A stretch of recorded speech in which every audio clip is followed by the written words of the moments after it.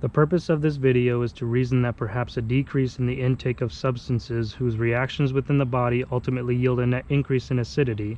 perhaps combined with an increase in the intake of nutrients whose reactions within the body ultimately yield a net increase in alkalinity in the body, perhaps at the intracellular level, could lead to a decrease in the thrivability and survivability of cancer cells. There are two main catabolic pathways which occur in humans, relevant to this particular topic/hypothesis of cancer herein.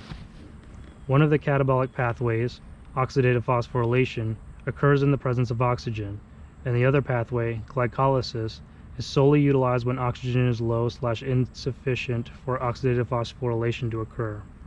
There are other more specific catabolic reactions for fats, amino acids, etc. However, their respective pathways yield intermediates which are ultimately utilized in, ultimately becoming part of, the pathways of glycolysis, as well as the mitochondrial pathways such as the Krebs cycle relevant to oxidative phosphorylation. As such, focusing on these other specific catabolic pathways is not required for this particular cancer-related topic/hypothesis. Cancer cells, even in the presence of oxygen, will utilize glycolysis. Perhaps this is why it has been observed that cancer cells consume large amounts of glucose, as they are utilizing a much more inefficient metabolic pathway. One hypothesis for this is that cancer cells are actually stem cells, which for further hypothesized reasons have not been given a proper identity, such as to be a brain cell, heart cell, lung cell, etc., and have somehow improperly defaulted into the identity of a stem cell, simply functioning to replicate as any stem cell would do.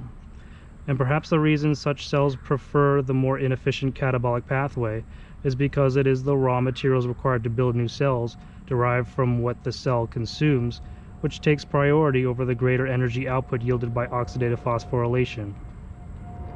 In order for cancer's preferential catabolic pathway, glycolysis, to continue, it must replenish what is known as NAD positive through the process of lactic acid fermentation, since its preferential catabolic pathway forgoes the mitochondrial processes which would otherwise replenish NAD positive in normal, non-cancerous cells. Under the lactic acid fermentation process, this NAD positive will only be adequately replenished in a sufficiently acidic environment.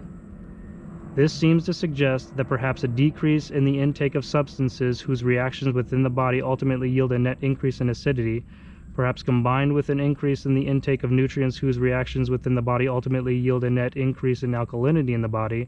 perhaps particularly at the intracellular level, could lead to a decrease in the thrivability and survivability of cancer cells.